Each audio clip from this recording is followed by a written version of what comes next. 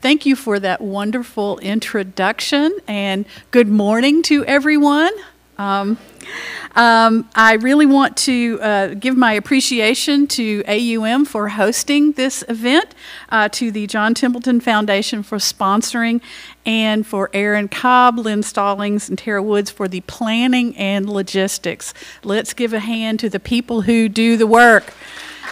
Not just these three fabulous people, but, you know, our food service workers, the people who clean up for us. And let's take a minute to honor the history of those who have been here before us in this space. So thank you for being here. My presentation builds upon a chapter of my book, Learning from Birmingham, which discusses the 1963 church bombing and its legacies. And that's a topic that's also covered in Chapter 14 of your textbook for this seminar. Today, I'll review the history of this event, examine some responses to it, and then pose a few questions about the relationship between that past and our present moment. So, okay, the tech works for me. This story is familiar. On September 15th, 1963, a bombing at the 16th Street Baptist Church in Birmingham, Alabama, wounded more than 20 parishioners and killed 4 girls, Addie Mae Collins, Carol Robertson, and Cynthia Wesley, each 14, and Denise McNair, who was 11. That's Denise in the hat there. In the civil unrest that took place afterwards, whites killed 2 more young people. Johnny Robinson, 16, was shot in the back by police, and Virgil Ware, 13, was shot while riding on the handlebars of his brother's bike. Now, locally, these incidents traumatized families and communities. Nationally, the bombing galvanized support for and indirectly for the movement, and indirectly and even directly contributed to the passage of the 1964 Civil Rights Act and the 1965 Voting Rights Act. However, it would be 14 years before anyone was prosecuted. In 1977, a jury convicted Robert Chambliss for murder for his role in the events, and that trial was followed in, got to get my dates right, 2001 by Thomas Blanton and 2002 by Bobby Frank Cherry. There was a 4th suspect, Herman Cash, who died before going to trial. In 2013, the city dedicated a memorial to the 4 girls. You can see it here on the bottom right, and you'll see that later today, as part of their 50 Years Forward campaign, which commemorated the city's transformative role in the nation's larger civil rights struggle. So let's pan out and look at some of the background for this story, some of which might be less familiar. Chambliss, Blanton, Cherry, and Cash were part of a KKK faction and very well known for their segregationist politics and their violent actions. In 1957, Cherry was among a group of men that attacked and nearly killed local activist Fred Shuttlesworth as he tried to enroll his daughters in an all-white high school. And prior to 1963, Chambliss, and that's him on the upper left, earned the nickname Dynamite Bob for his role in the dozens of quote-unquote unsolved bombings of African-American homes in the 1940s through the 1960s. During this time, Birmingham got the nickname Bombingham and America's Johannesburg, and it was recognized as one of the most violently racist places in the United States. The city had segregation laws on top of segregation laws that controlled and policed nearly every aspect of black life in public space and nearly all forms of cross-racial interaction that did not reinforce white supremacy. It was almost impossible to get around these laws. It's also important to point out, however, that Birmingham also had a very solid foundation of black cultural institutions. Schools, churches, businesses, labor unions, and other organizations that provided the conditions under which African Americans might thrive, organize, and resist. Dynamite Bob and his cronies were bombing African American homes because black people were fighting back against segregation. They were openly defying the racial zoning ordinances that relegated them to inferior housing stock in the most polluted and unsanitary parts of town. So Shuttlesworth was a frequent target as minister of an activist church and as leader of the Alabama Christian Movement for Human Rights, or ACMHR, which he founded in 1956 as the state outlawed the NAACP. Now, that year, the ACMHR began holding mass meeting Monday gatherings that became the backbone of the 1963 protest known as the Birmingham Campaign. So, this campaign took place over 5 weeks in the spring of 1963. It was a coordinated attack against segregation that involved boycotts, marches, sit-ins, voter registration drives, and other forms of nonviolent protest. Many of you read about the campaign's aims and goals in this seminar's, the assigned reading for this seminar, but this is also a somewhat familiar story that comes to us through Martin Luther King's letter from a Birmingham jail, which was written during his arrest, after his arrest, during a Good Friday march, and it outlines the policies, the philosophy behind those nonviolent direct action tactics.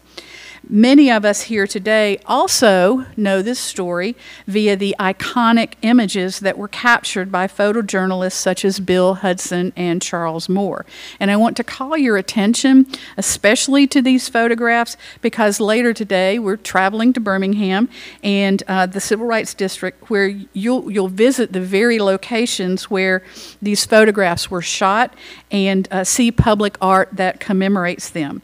So this here is Bill Hudson's photograph, which depicts an encounter between a police officer named Dick Middleton, his canine Leo, and a teenager named Walter Gadsden. The incident took place at the intersection of 16th Street and 6th Avenue North, in between the church and the memorial for the 4 girls, so it's in an intersection. Charles Moore's photograph, taken just outside the park on the opposite corner, depicts fire hoses turned on teen protesters. And I hope you notice my use of the words teen and teenager. One of the most controversial aspects of the Birmingham campaign involved what they called Project C, C for confrontation, where thousands of youths from college down to elementary school, if you can believe that, skipped classes to join the protest. They were attacked by police dogs and fire hoses, they got arrested, and they went to jail. Most of the public art that you see in Kelly Ingram Park is a tribute to these young foot soldiers who put their lives on the line for justice. So, 2 important points to make. First of all, these protests did find success. An immediate, tangible goal of the Birmingham campaign was to desegregate downtown stores and businesses. Organizers like Shuttlesworth knew that if they staged a civil rights action in Birmingham and invited King, the press would follow. And they could count on the city's Commissioner of Public Safety, Bull Connor, to do something dramatic. Now, they didn't know specifically that it would involve police dogs and fire hoses and young people, but they did know that it would draw media attention to the movement, and that's what happened. When these photographs circulated around the world, city leaders were so embarrassed that they agreed to a truce. That summer, downtown stores and businesses began the process of desegregation. And, you know, this was part of the plan. Organizers knew that if they could crack white supremacy in Birmingham, they could crack it anywhere. But this brings me to my second point about the hydra-headed nature of Jim Crow. As with that mythical beast, cut off one head and 2 grow back in its place. Birmingham's campaign's success prompted a backlash with horrific results that took place later that spring. Later that September, excuse me. Now, when you visit Birmingham today, you can see how the 16th Street Baptist Church, its location, led it to become a major staging ground for a lot of the marches and other protests, and also, as a staging ground, a target.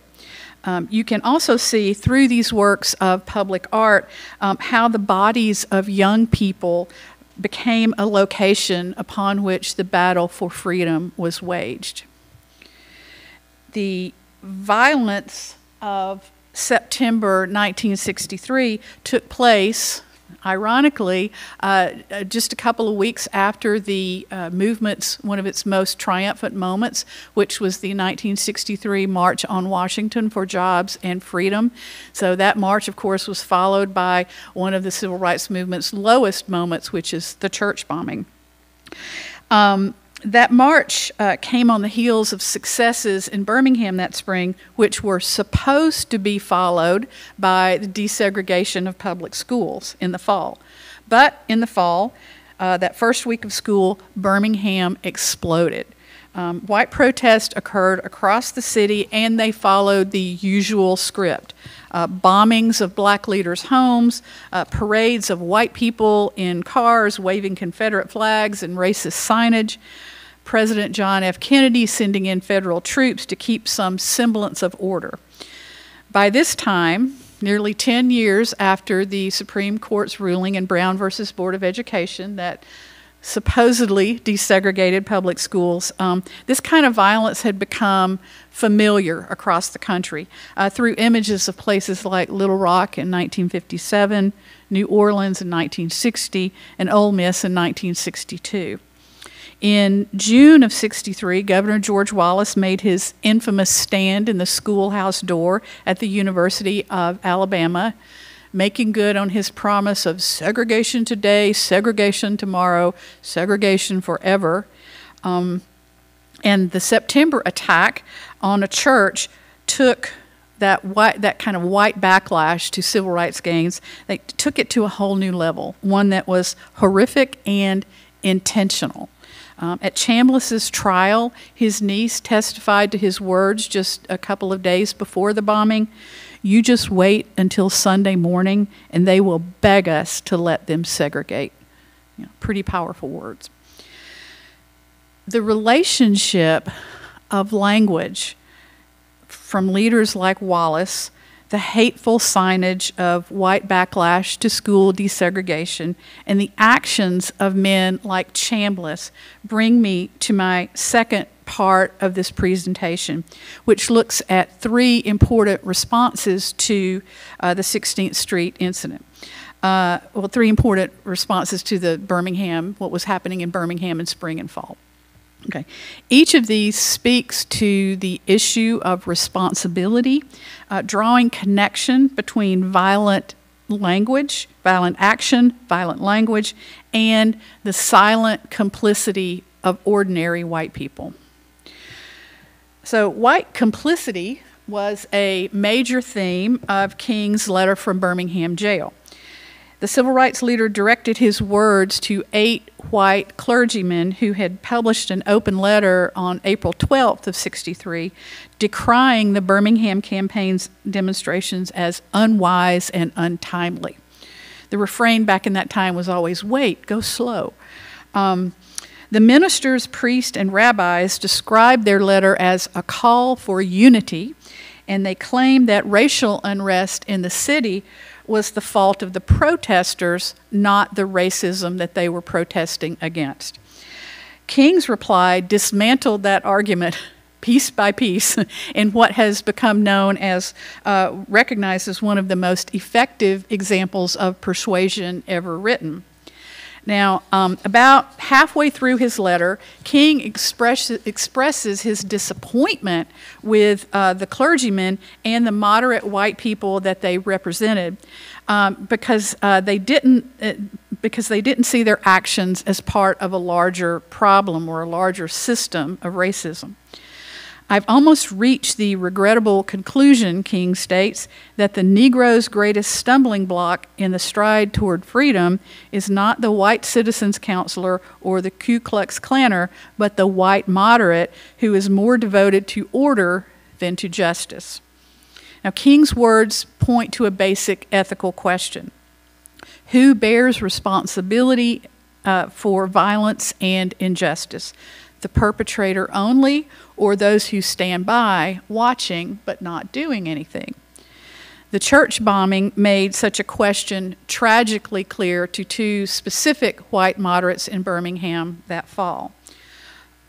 On September 16th, 1963, attorney Charles or Chuck Morgan spoke out publicly at a lunch meeting of the Birmingham's Young Businessmen's Club, which was an all-white gathering.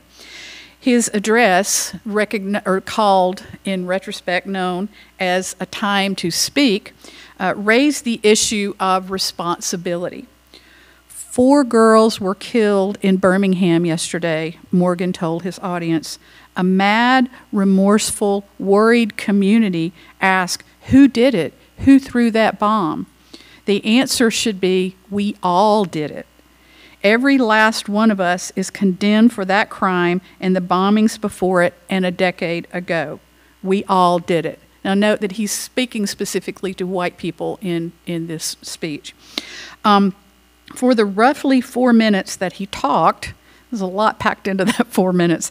For the 4 minutes that he talked, Morgan spelled out specifically who he meant by we. White elected officials who fueled the fire of violence with their words, white courts that moved too slowly against injustice, white lawyers who pointed fingers at everyone but themselves, white police officers who failed to serve and protect, white businesses that refused to desegregate, white educators that taught prejudice rather than civics, white clergy presiding over segregated houses of worship, ordinary white people who voted for racist candidates, supported racist institutions, or laughed at racist jokes. Everyone, Morgan emphasized, every person in this community who has in any way contributed during the past several years to the popularity of hatred is at least as guilty or more so than the demented fool who threw that bomb.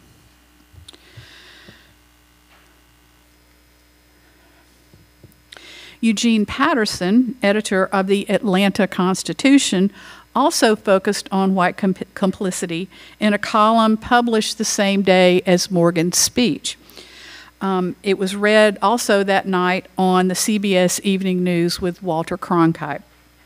In A Flower for the Graves, Patterson argued that responsibility for the bombing lay not only with the act's perpetrators, but also with the white Southerners who, he said, created a climate for child killing.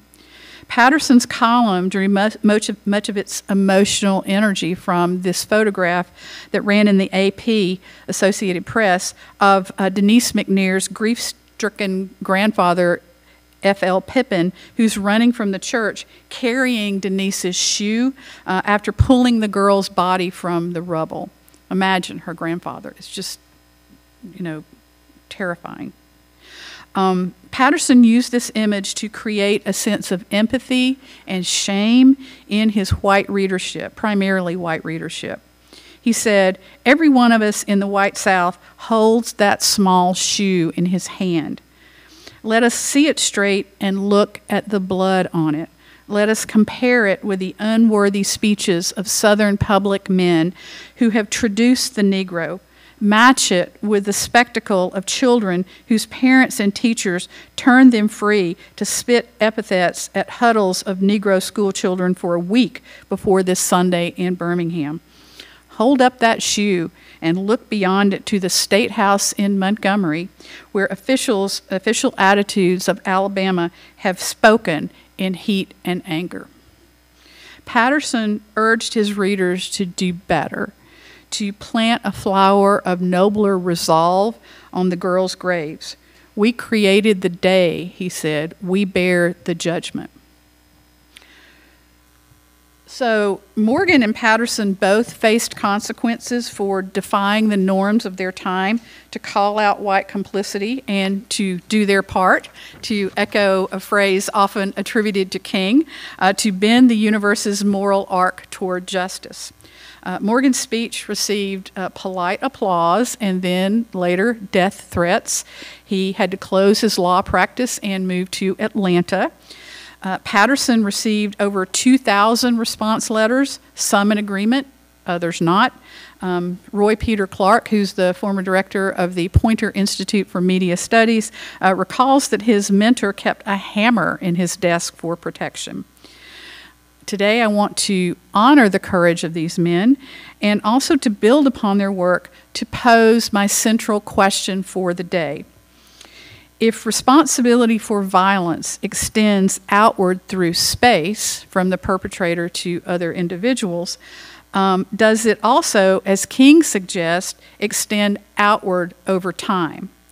In the third and final part of this presentation, I want to consider the civic obligations that those of us in the present bear toward the past. As President Barack Obama said, the universe's moral arc doesn't bend toward justice on its own, meaning that each one of us here today needs to do our part to help it. After each of the convictions of the 16th Street Baptist Church bombers, starting in 1977, ending in 2002, news reports spoke of healing and closure. These words came up again in 2013 with the 50 years forward dedication of Four Spirits, the monument to the girls across from the church. Now, these words prompt me to ask, healing and closure for whom? And second, what does that look like? So let's start with the girls' immediate circle. In Spike Lee's 1997 documentary, Four Little Girls, which I recommend that you see if you haven't seen it yet, the filmmaker spoke to the parents and siblings of McNair, Collins, Robertson, and Wesley. Each spoke poignantly about their difficulties moving forward after the 1963 trauma, their sadness, their anger, and in some cases the health problems that they continued to face. A clear example of that can be found in Sarah Collins Rudolph, who's Addie's sister and who's often referred to as the fifth little girl. Rudolph was in the church basement with the others, and when the bomb went off, in addition to losing her sister, she lost an eye. In the decades to follow, Rudolph's medical bills for physical and psychological complications mounted, and she continued to petition the state of Alabama for help. In 2020, Governor Kay Ivey issued a quote-unquote sincere and heartfelt apology stating that there should be no question that the racist, segregationist rhetoric used by some of our leaders during that time was wrong and would be utterly unacceptable in today's Alabama. However, Ivey stopped short of admitting any legal culpability or allowing for any financial restitution. At some point, the state helped pay for Rudolph's prosthetic eye, which was valued at roughly $2,000. That's it. In a 2023 opinion column, New York Times writer Charles Blow profiled Rudolph to ask the question, what does America owe the victims of this country's past racial terrorism? Blow points out that in 1994, Florida awarded survivors and victim descendants of the 1923 Rosewood Massacre a $2 million compensation package. They got about $150,000 apiece. By comparison, the federal government awarded families of those who died in the 2001 World Trade Center bombing $2 million per person, tax-free. In 2020, an Oklahoma State commission recommended reparations for descendants of the 1921 Tulsa massacre, but just last year, a federal judge threw out the case. Referencing his own question about restitution and reparations, Blow states, so far, the answers have been wholly insufficient. Now, branching outward from the four girls' immediate families, let's consider the broader community. As of a couple of years ago, the Birmingham Civil Rights Institute, where you're going to visit later today, had as one of its exhibits, I'm not sure if it's still there, I haven't been since 2016 or 17, a video where residents from a diverse range of backgrounds responded to the question of whether things had changed since 1963. The resounding consensus was yes, but not enough, especially with regard to issues of race and economics. So let me clarify by saying that I'm a big fan of the city's Civil Rights Memorial Complex and also of its mayor, Randall Woodfin. But Birmingham has faced criticism for creating a lovely green space downtown that appeals to tourist and corporate dollars while neglecting other parts of the city that are in dire need of infrastructure repair. And this is true. Get too far off the beaten path surrounding the memorial complex, and you might think you're in a different and much poorer country. The picture on the left is just from a few blocks away. The picture on the right is actually the house behind the one where I grew up. So that little corner of a house back there was my childhood home, and that was the house behind us in a community called Eastlake that was devastated by putting in the interstate. So, you know, you go out from the downtown area and you really see that it's a very different space. Part of the problem is that after the city integrated, there was white flight, and with that went a large part of the economic base. Today, Birmingham is about 75% black, and its surrounding suburbs are predominantly white. I mean, this is something true across the country. But alongside that shifting demographic came a backlash against civil rights gains that has implications well beyond the city and, of course, in the rest of the country. What Fred Shuttlesworth said about Birmingham back then in '63 is still true today. As Birmingham goes, so goes the nation.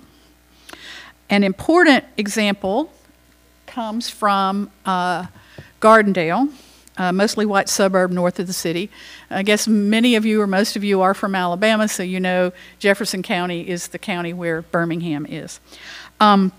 In 2017, journalist Nicole Hannah-Jones, before she was famous for or infamous for the 1619 Project, profiled in the New York Times Gardendale's attempt to secede from the county and form its own school district so that it would not have to admit students from a mostly black part of town. A federal judge allowed the attempt even after recognizing that the reasons behind it were overtly racist. Eventually, the 11th Circuit Court of Appeals threw out the case, but the bigger issue is that public education across the country is resegregating in ways that are either outwardly or implicitly racist.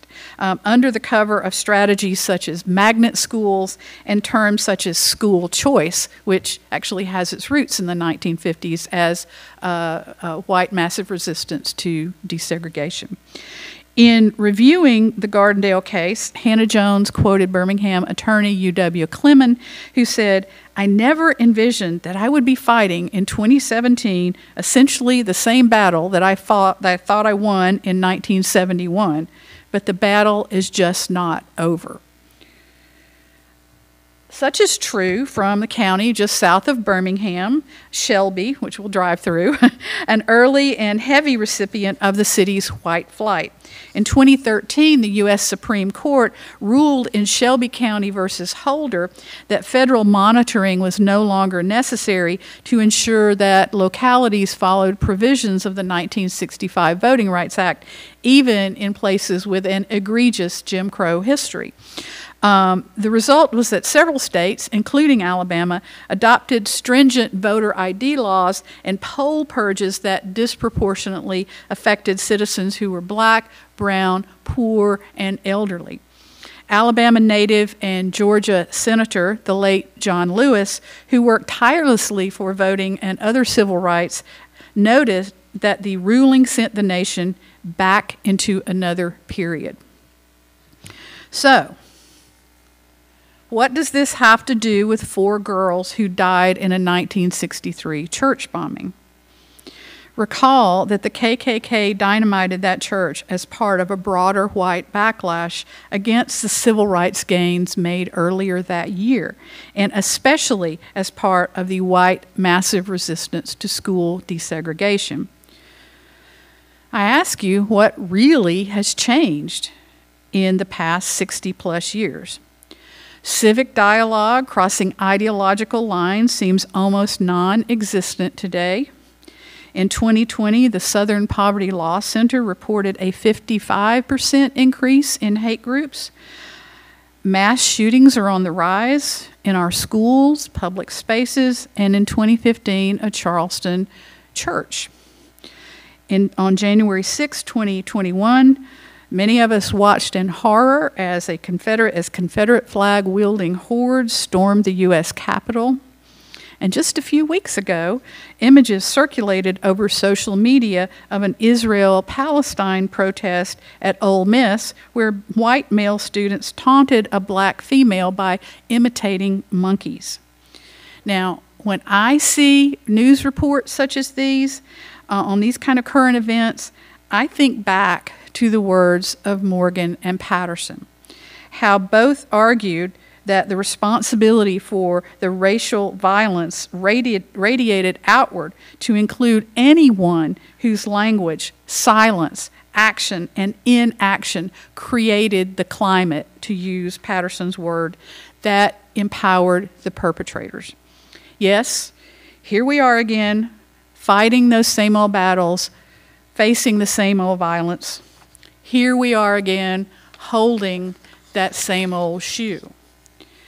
The question before us now is what to do next. As King asked in his 1967 book by this title, Where Do We Go From Here? Well, here is where you are now. So it's fair to say that your presence at these seminar events indicates that you're taking an important first step. You're thinking critically and asking questions. The value of gatherings such as this one is not that they give us quick and easy answers, but how they provide us with the tools of civic engagement to develop our own solutions. I mean, I know that that yesterday you got together and you brainstormed guidelines for communication. That's an important thing to do. You know, how we can learn to talk with each other across different, backgrounds and ideological lines. So the supplementary materials that accompany the Cradle of Freedom textbook ask us to apply knowledge gained this week to our individual lives and communities. Later today, as some of you walk through Birmingham's Memorial Complex, I want you to resist the temptation to bracket off the past as something that took place long ago and far away, and instead to see history as something radiating outward through space and time to where we are here and now. I ask you to remain mindful of two things: the debts we owe to those who fought the fight or lost their lives during that movement for civil rights, and also the gifts that they passed on to us to help create a better world. Thank you. And I understand there's some Q&A time. Should I come down there, or? I could. I don't like being behind the podium. Yeah, okay. I'll leave the glasses. That way I can see out. You'll learn this one day. That you can see close up or far away. But unless you have those glasses that make you dizzy. So I'm going to grab the lapel mic so I can run around and give a lapel mic to people to ask questions, just so that everyone can hear it when the question gets asked. But I'll take the first question. If you can speak loudly, you can project your voice on the first question while I grab the lapel mic, and then after that we'll have questions from the lapel mic. So who would like to ask the first question? Someone with a broad speaking voice. if you don't ask, I might ask you questions. You didn't know there would be a quiz.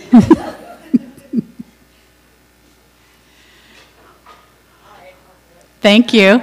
Thank you. So, in my mind, there's an obvious parallel between the kind of hate speak and the encouragement of hate that we saw in that period and what we're seeing now under, both during Trump's presidency and following that with the continuing support of Trump.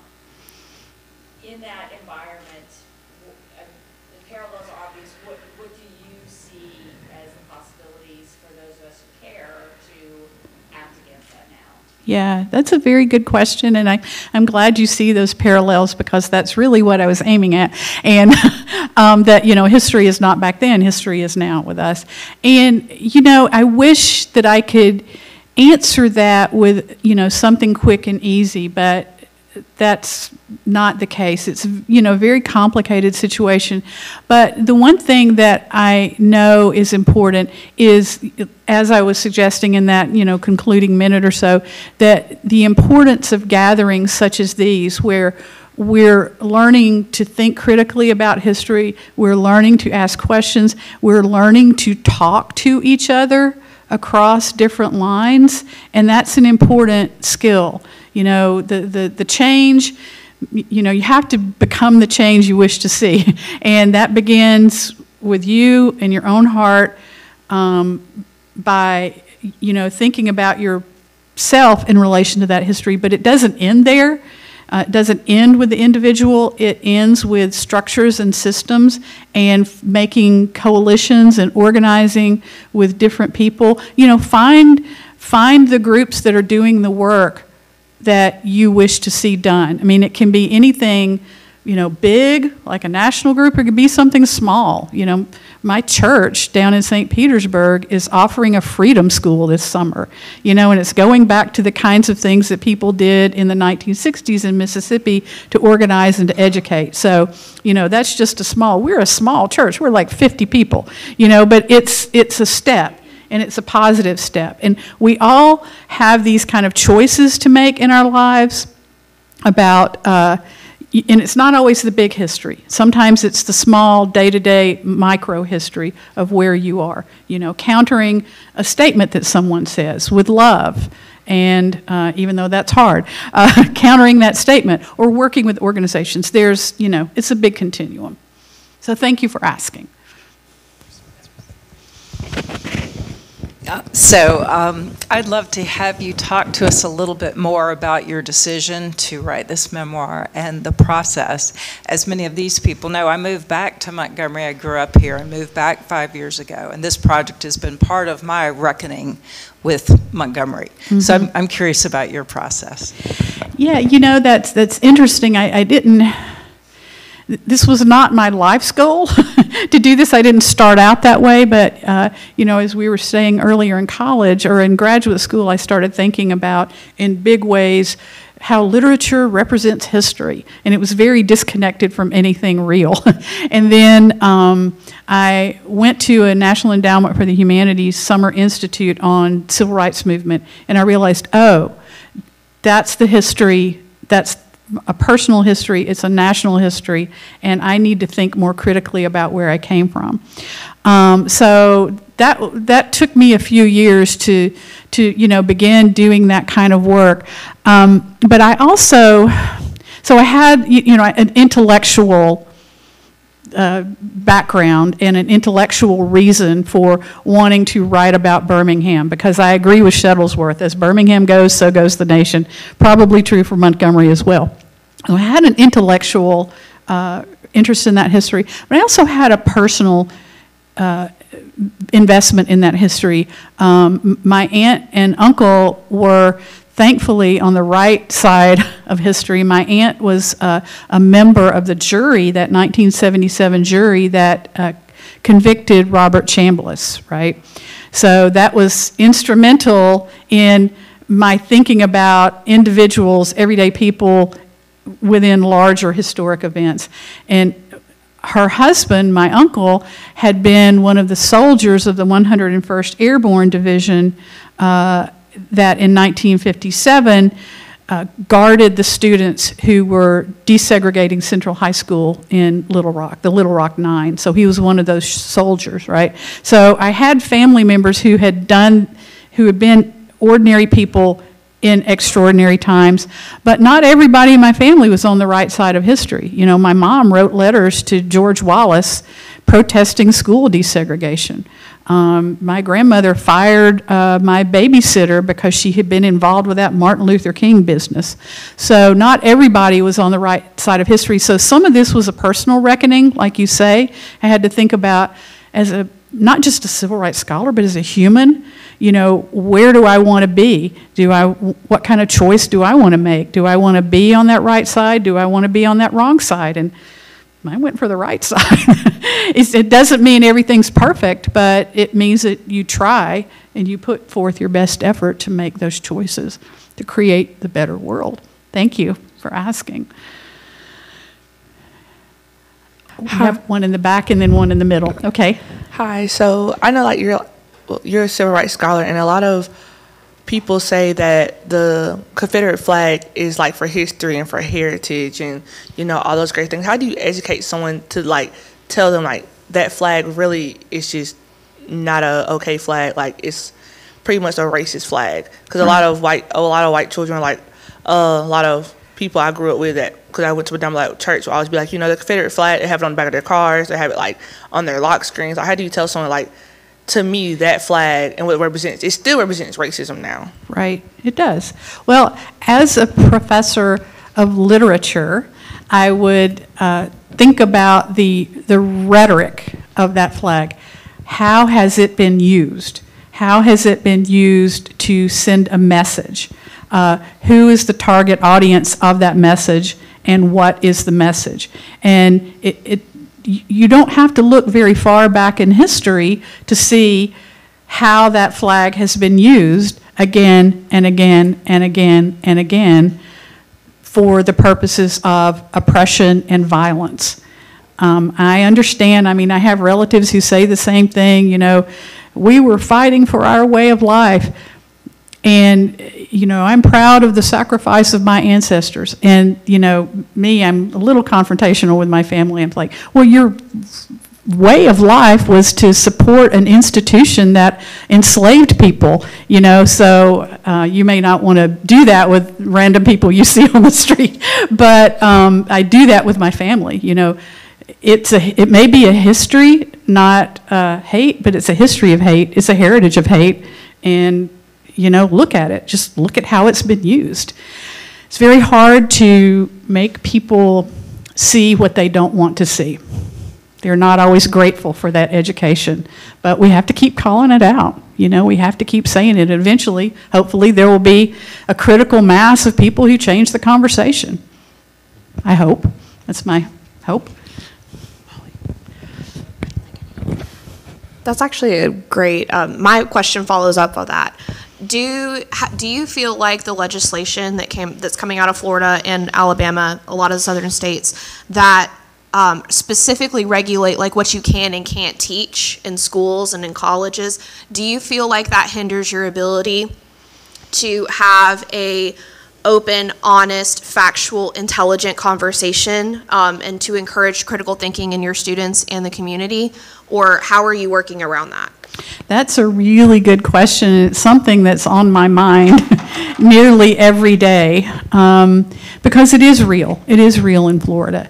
And it's not, Florida is not just an outlier. You know, it's what we call a bellwether of things across the United States. And there's a couple of ways of thinking about it. And one is that this kind of legislation is coming from the top down. It's coming from people in power. It's not coming from average, everyday citizens, and especially from students.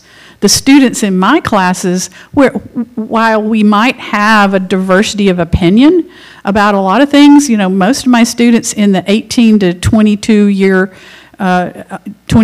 old are thinking about the world and thinking about, you know, how they want to be in relationship to the world, and they're asking questions and they want to know. They don't want to be given a sanitized history. They want to be given a truthful history and make their own decisions from that truth. So I try to teach to where we are in the classroom, but there are a lot of,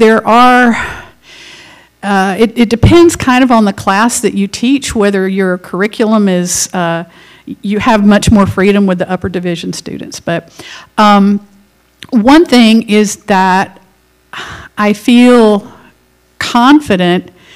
You know, it helps to be 62 and a few years out from retirement, because not only is it like by the time they figure out that I'm teaching a truth, I'll be retired. So I recognize that's a privilege. I'm also, you know, of a certain age, and I don't have any filters left. So sometimes I'll be trying to be good and not cause a stir, and then it'll just pop out. You know, that's racist. I can't believe it. You know, so I recognize that that's a place of privilege. My younger colleagues, and especially you know, colleagues of color or LGBTQ, you know, they have to. It's not just their ideas that are on the line; it's their bodies that are on the line. So I want to use my superpower privilege for the purpose of good, and but it's a real fear, you know, because so many things. It's not just the content, but there are rules like students can film you without your consent, and they don't have to ask. So I have the fear of, you know, somebody with the cell phone camera putting me on TikTok, you know, calling out a public official. Who knows? And those kinds of things can do real damage to individuals. So it's hard, but I'm glad you brought that up.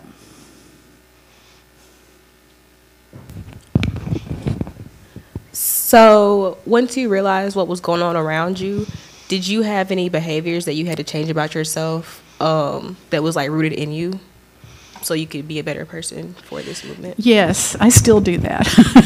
It's, you know, the work is never over. You have to, the education keeps going, but I was lucky, I think, that I grew up, I know, I was, lucky that I grew up in a moment where schools were diversifying and workplaces were diversifying. And honestly, this is getting ahead of myself, but I think a lot of this desire to resegregate and, you know, control speech is to really control people's thoughts and keep them from doing the work that needs to be done.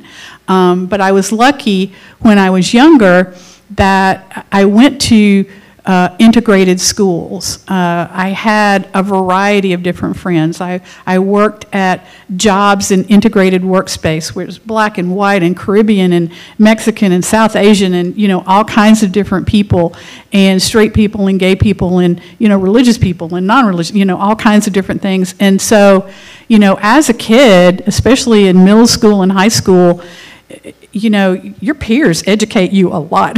So there were times that I had to learn. I mean, you said in the introduction, I, you know, grew up ignorant of history and ignorant of how to interact with people. So, you know, I had to have a girl on my cheerleading team. If you can imagine me as a cheerleader, I'm like not that kind of person. But anyway, a girl on my cheerleading team say, you know, it's not cool to ask me to touch my hair. And I'm like, why? You know, so I had to be educated about those very specific kinds of interpersonal relationships, and I'm grateful to that. Otherwise, I would still be walking around clueless racist, you know. So a lot of things, and they still continue. Okay, and I saw a hand in the back up there. I thought I saw Shirley's hand a minute ago. Here you go. Okay, I have to write this down. Okay. Do you think that in the past few years, let's say with the Trump presidency, that there's been a collective denial of acknowledging the humanity of others? And what would you say is a solution even when certain people refuse to engage in fruitful discussion? The answer to the first part of your question is yes. I do think this is more problematic, and this is problematic. And you know, I think my answer to that question is very similar to what I would have said it's what I said before, is that the answer is to resist it. And you have to begin with that resistance in your own mind, in your heart, and just like you were saying, in your everyday behaviors. You know, you have to educate yourself about the world. You have to educate yourself about how to interact with people, especially in, you know, contentious conversations, you know, with the heritage versus hate conversation, you know. And then you have to be with other people who reinforce and educate, and also just, you know, being with like-minded people who are on the good side of history is also a form of self-care. And that it's important to remember joy and hope and love and taking care of yourself and lifting up other people. Those are all, you know, it's part of the whole package. It's the whole thing.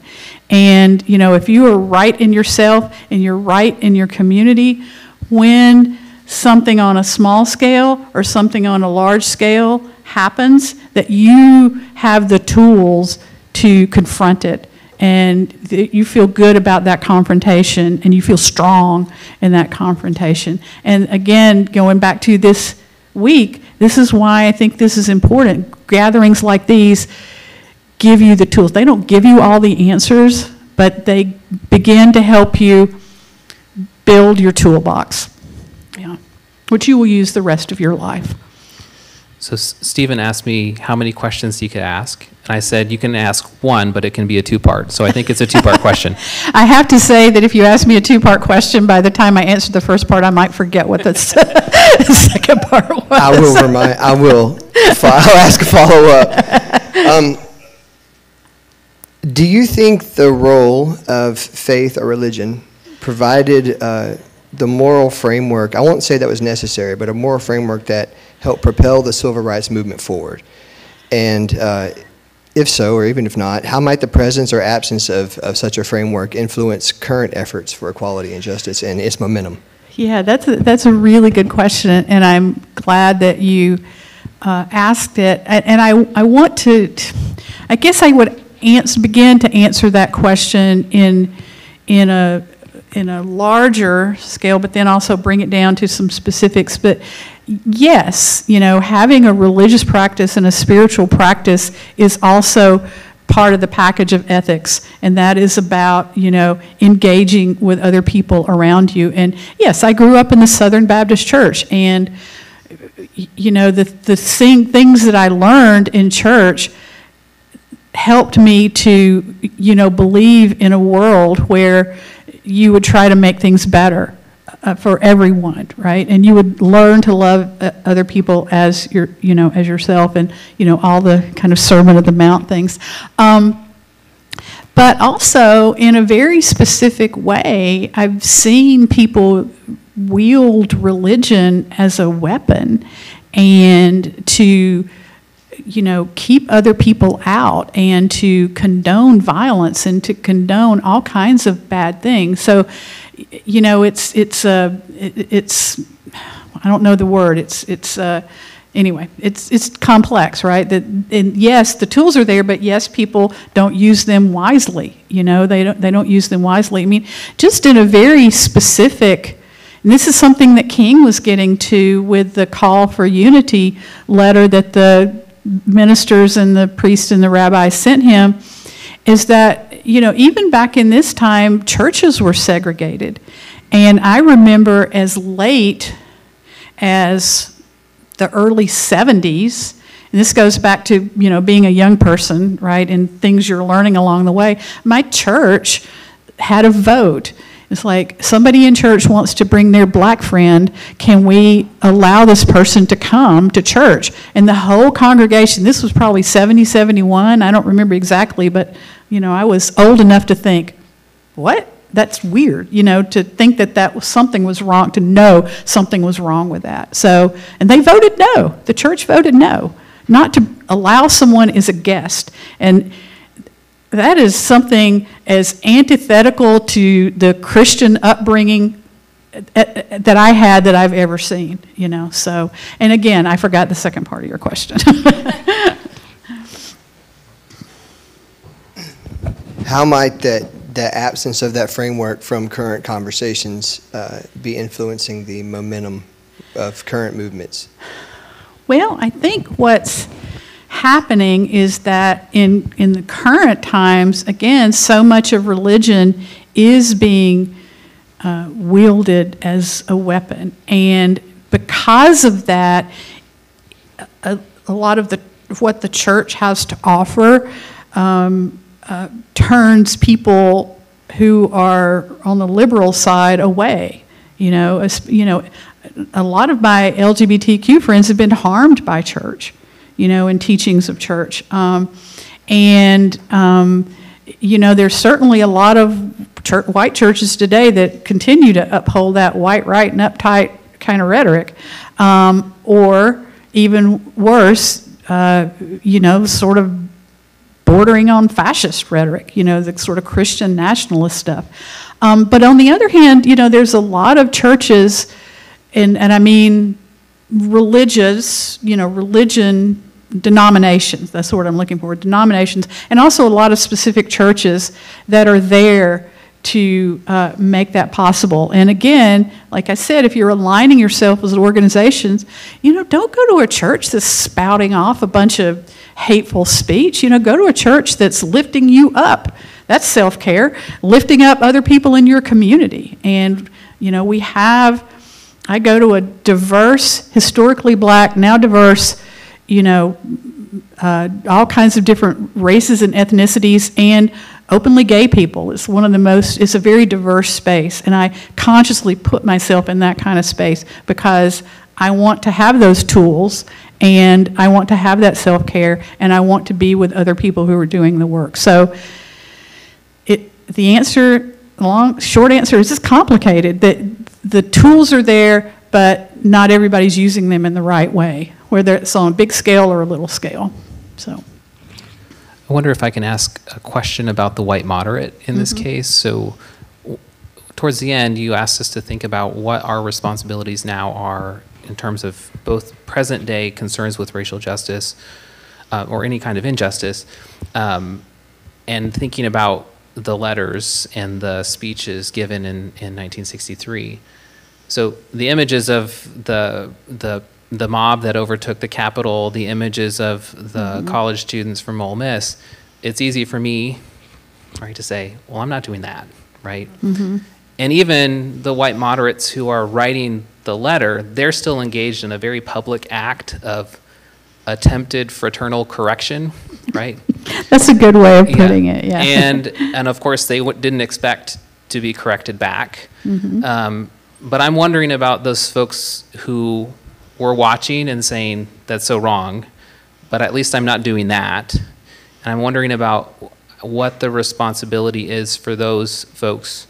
Like, what does that responsibility look like? So suppose we all have responsibility. Suppose that silence in this case is a kind of failed form of civic responsibility. What does it look like for those who are not engaged in those public overt acts, but who are nonetheless complicit in allowing things to continue? What is the message from your talk for those folks?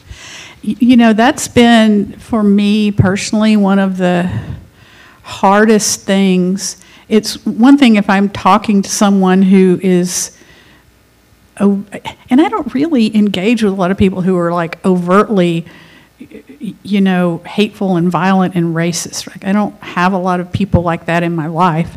You know, occasionally you run across somebody who's just spewing, you know, hate. But the majority of the people that I interact with in my life are that kind of white moderate. And, you know, it's very hard to counteract someone's vision of themselves, right? You kind of have to, like Flannery O'Connor, the writer Flannery O'Connor said one time, she's very deeply ingrained in her Catholic faith, right? And she says, for the hard of hearing, you have to shout, and for the blind, you have to draw large and startling figures. And sometimes you do have to shake people up, and that people don't want to be shaken out of their comfort zones. it's uncomfortable. So that to me is one of the biggest challenges, even more so than, someone who's defending the flag. It's like, well, I wish we could all just get along. It's like, well, I do too, but to make that happen, you have to do the work.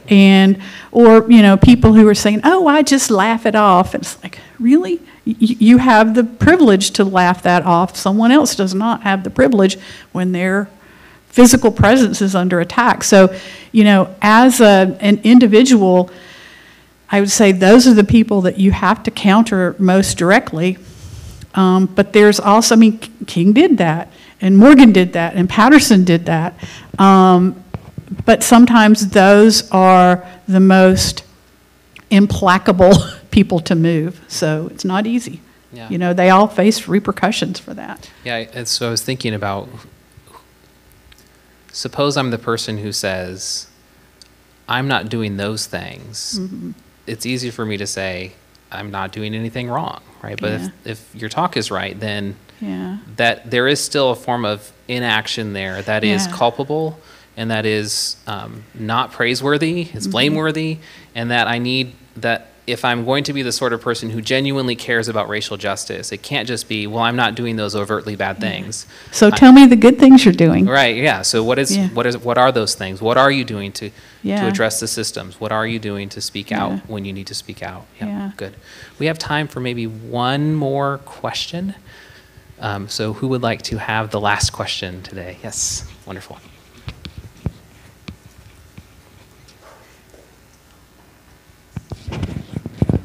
Unlike the gentleman to my left, I didn't write my question down, so it might be a little bit awkward, but bear with me. It plays off of, you referenced the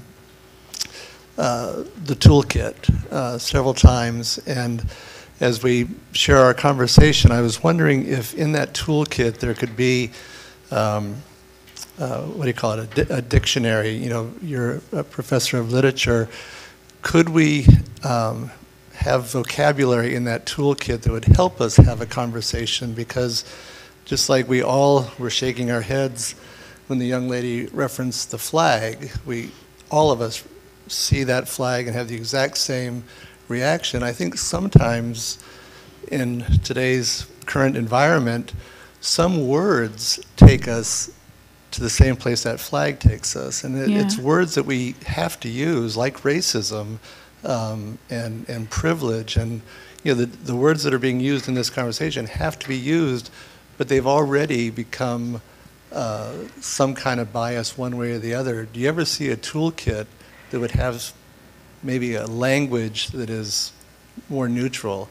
And just to share one place that question's coming from, Marianne Martin and I co-chair One Montgomery, which is a program here in Montgomery that's been around for 40 years. And our messaging is unity through our diversity. Mm-hmm. And we had a conversation this morning. We meet on Tuesdays at 7 o'clock, and we had a conversation about what's going on in Montgomery right now. And it was the diversity of our membership that caused that conversation to become lively, engaging, and then result in a subcommittee keeping the conversation alive. And it was because we recognize the importance of diversity that we were able to get beyond some of the words that were so divisive. I'm very concerned about the violence that's going on in Montgomery. Yes, looking for a neutral language. Yeah, I hear you, and I agree 100%. As what you need as part of your toolkit is vocabulary, and also people modeling conversation. You have to I would say vocabulary, and also maybe role playing, so that you know how to have these conversations or deal with that language when it comes up. And one thing I've learned in my big life experience, my many years, is that these kind of comments that people make, or remarks or confrontations, they don't happen in a space like this when you're around people with the intent of having a complex conversation. It happens on the fly.